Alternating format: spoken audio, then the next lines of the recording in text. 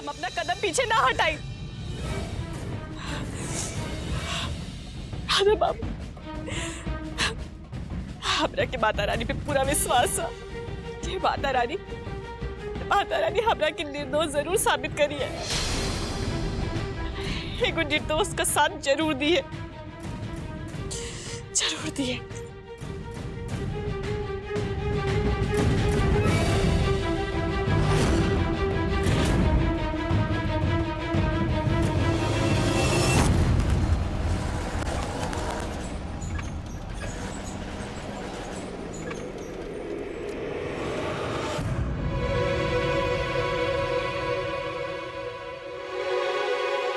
चंदा,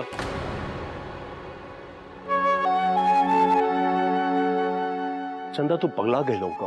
हाँ, हाथ पे चलल कोनो मजाक बात नहीं खे।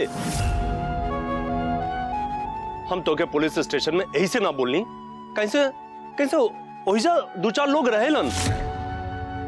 देखो, हमार बात कान खोल के सुन ला, तू ये सब कुछ ना करबू, बुझाइल? बुआ दादी समझावा नहीं के पागल हो गई बिया। हाँ माधा बाबू, हम पगला गए। हमरा ऊपर जो कलंक लागल है, ओकरा के मिटाई के सिर्फ एगो उपाय है, ये अग्नि परीक्षा, ये अग्नि परीक्षा, ये अग्नि परीक्षा। हम कोनो भी हाल में ये अग्नि परीक्षा दे के ही रहा। हम आग पे चल के रहा माधा बाबू।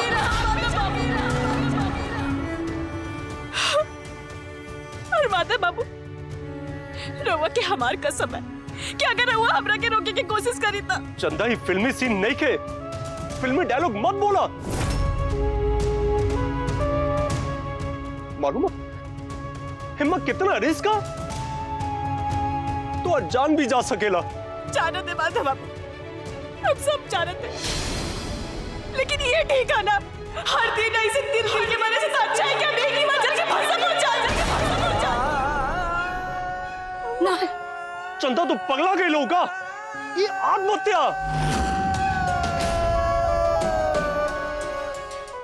हम ही ना होके देख। चंदा मान जा तू ना, कहे वाला तो बहुत कुछ कहे ने, तो उनका कहे से तू आग में कूद जाइबू। माधव सही कहता हुआ है, मान जा बच्चिया, मान जा। ना अम्मा, हम अपन मन बना ले हैं, अब चाहे कुछ भी हो जाए, अम्मा हम ये अग्नि परीक्षा दे के ही रह, हम आज चल के ही रह। और ये हमारा अंतिम फैसला है। हम अपन आपके निर्दोष साबित करे खातिर ये अग्नि परीक्षा दे के ही रह, चाहे कुछ भी हो जाए। नहीं बच्चिया। माता बाबू, अम्मा, दादी, रउआ लोगन के हमार कसम है, अगर केहू भी हमरा के रोके की कोशिश करी था,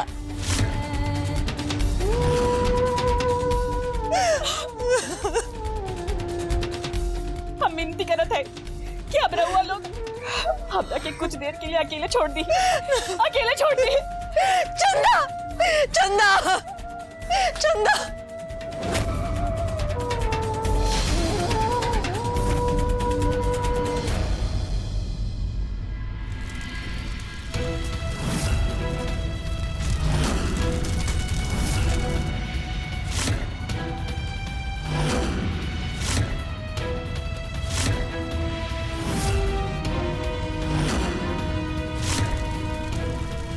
बचवा मान जा, अरे लोगन के तो काम बा कहे के, बाकी इंसान वही अच्छा होकेला जे अपन जिंदगी के संभाल ले।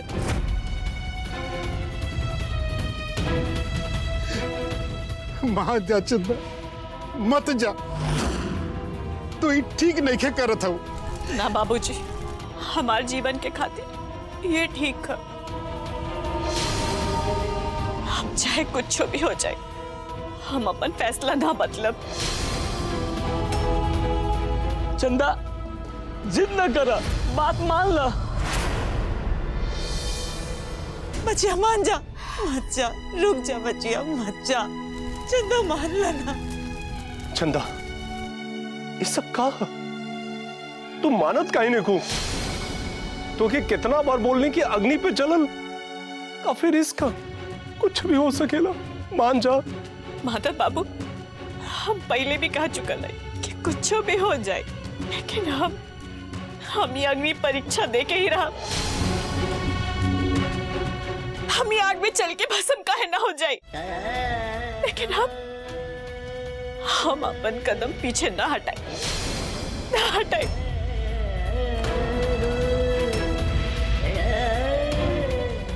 ये हमारे सम्मान के बात था, हमारी पवित्रता साबित करे खातिर रहा।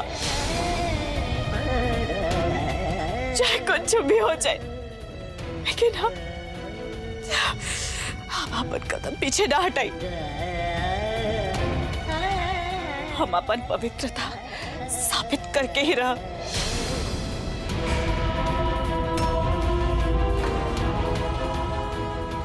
माता रानी पर हमरा के पूरा विश्वास है, वो हमरा के निर्दोष जरूर साबित करिए।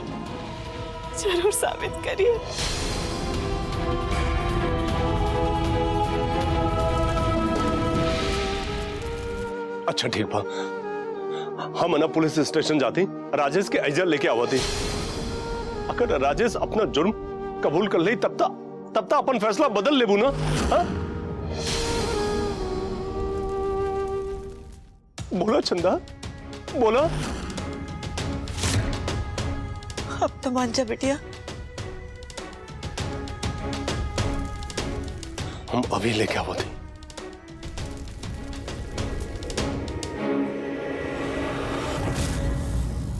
चंदा पगलाइल है का? ई माता रानी के दरबार है, यहाँ झूठ ना चलत है। अगर चंदा झूठी होई के तो यही अग्नि में जर के भस्म हो जाइए। हाँ गीता बैठ सही कहता हूँ।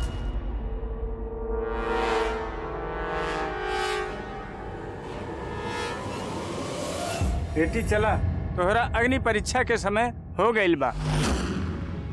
ना बचिया, मत जा, रुक जा। चंदा मत जा।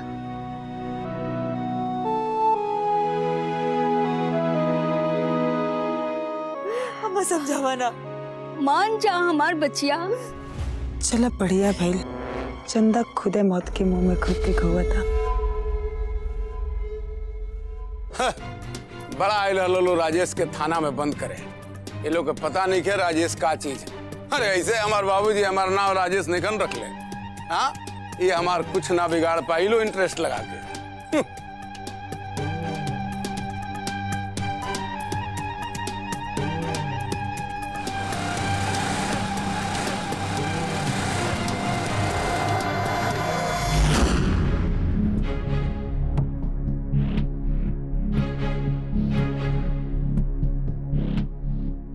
इंस्पेक्टर साहब। अरे आई माधव बाबू, कही का बात बा? बहुत परेशान बानी। इंस्पेक्टर साहब, वो राजेश है ना, ओके गांव वालन के सामने बयान दिलावे के पड़ी।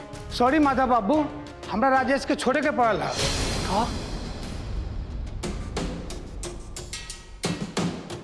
हमके राजेश के पकड़े के पड़ी।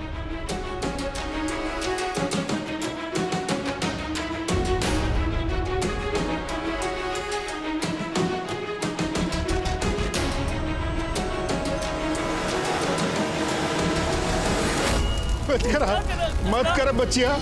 हे माता रानी, हम रउआ से वो दिन कहले रही कि यहाँ हम अब कब्बो ना आई, यही से रउआ हमरा के यहाँ लेके आई है ना। हम आपकी लीला समझ गई, अब हम आग पे चले जाते हैं। हमरा रक्षा करी माता रानी, हमरा रक्षा करी। रुक जा, मान जा, मत जा।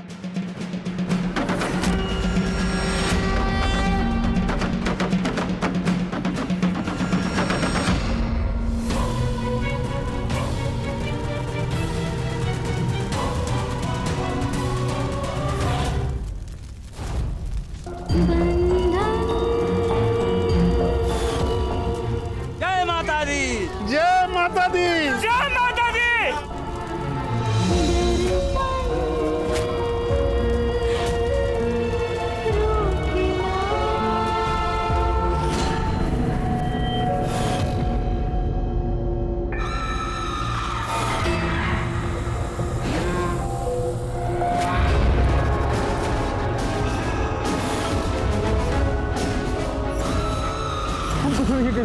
हम कुछ नहीं कहना, हमके छोड़ दो।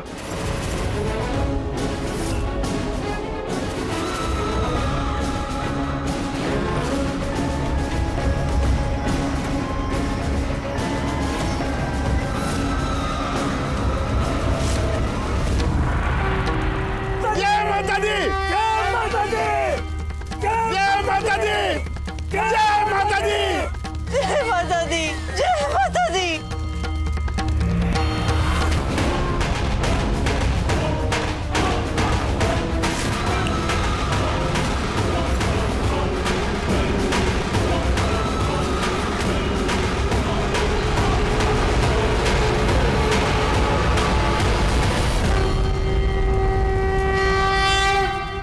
जय माता दी।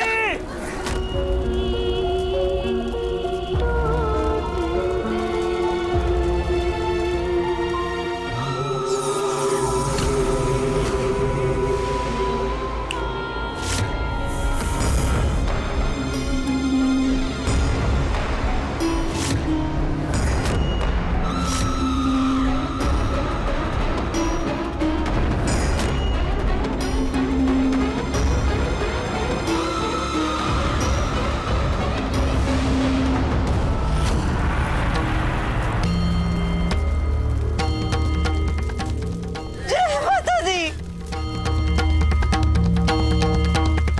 जय माता दी, जय माता दी। हमरा को माफ कर दो, अब दोबारा गलती ना हुई। अगर माफी मांगे के हाँ तो जा मंदिर में सबके सामने माफी मांगा और बतावा सबके तोहर आपन कर तू बतावा तू चंदा के साथ का कहले हाँ तो हम तोहरा के जिंदा जलाई के ही जे भस्म कर दे। हम सबसे जाके माफी मांग ले, हम अपन जुल्म कबूल कर ले, हमरा के छोड़ दो, हमके जाए दो। हमरा को माफ कर दो, हम अपन गलती मान ले, हम जाके सबके साफ साफ बता दे, हम अपन गुनाह कबूल कर ले, हमके माफ कर दो।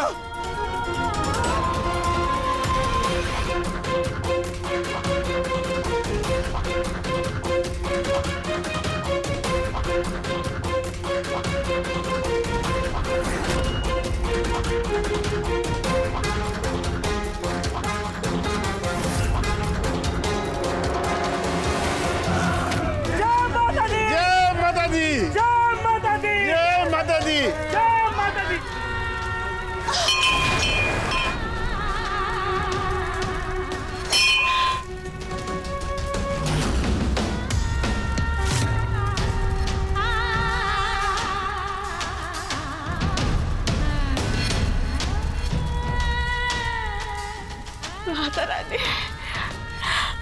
माता रानी रहुआ हमरा के माफ कर दी। माता रानी रहुआ हमार लाज रख ले ली। रहुआ के कोटि कोटि धन्यवाद। हमरा के निर्दोष साबित कर देली। रहुआ के बहुत बहुत धन्यवाद, बहुत बहुत धन्यवाद।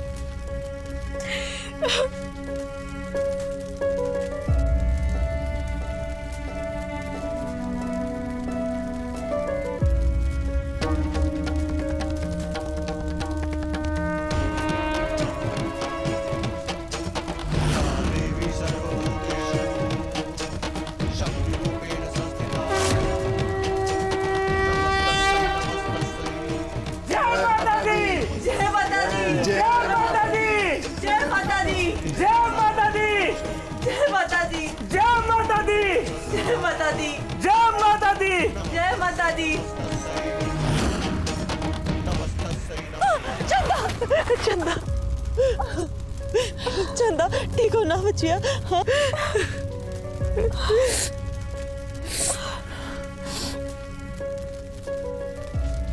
अब तो हमार चंदा के माता रानी का आशीर्वाद भी मिल गया।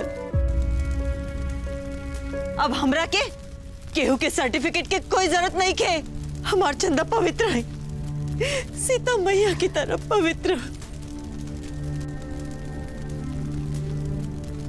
और हाँ, एक बात कान खोल के सुन ला सब जनी। हम माता रानी के सामने सौगंध खाकर कहा था, हमार बिटिया चंदा का ब्याह हम माधव के साथ करा के रहा। अरे जाजा ई कबो ना हो सकेला। तहार किस्मत अच्छा है कि हमार दीदी एजा ना है। अगर उ रहती तो तहार बात के जवाब देती। लेकिन एक बात याद रखिया, माधव के ब्याह होई तो श्वेता से ही होई, चाहे कुछ हो जाए। अब हमरा के केहू के डर नहीं खे। तोरा नीला दीदी के सामने भी हम ई बात बोल सकीला।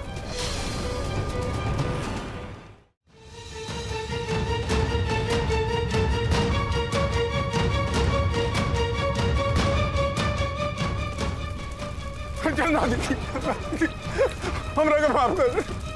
हम तोरा के समझ ना पौने। तू देवी बाड़ू देवी हो। हम तक समझ ना पौनी। आज हम सबके सामने अपन जुर्म कबूल करता नहीं। हम तेरे साथ बहुत अन्याय कहीं।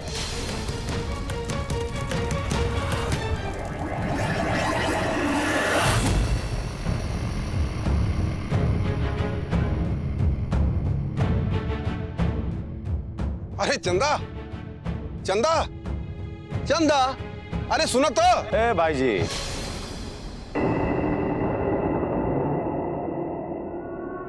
ये का होत? तारा क्या पता बा ये चंदा के है? अगर माधव भैया के पता चली ना तो तोहरा जान ले ली है। अरे भैया हमरा के माफ कर दो, दोबारा गलती ना हुई। अरे नहीं नहीं, गलती होके के चाहे, लेकिन लाइट ना ब्राइट होके के चाहे।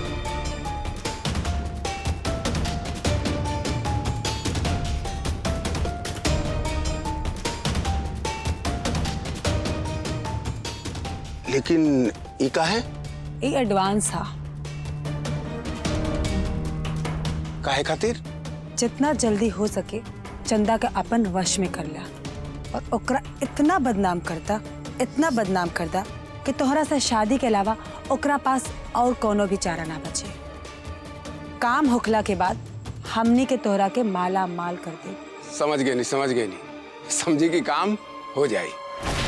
और हाँ, एक बात याद रखिए, ई सब में हमनी सबके नाम ना आवे के चाहिए। ना तो जानते हुआ हमनी के साथ धोखा करे वाला के का हश्र होखेला। रउआ लोगन के चिंता कैला के कोनो जरूरत नहीं है। काम हो जाए जैसन रउआ लोग चाहता नहीं। तो ठीक है, आज से चंदा तोहार भई, जल्द से जल्द काम के अंजाम दा। ठीक बा।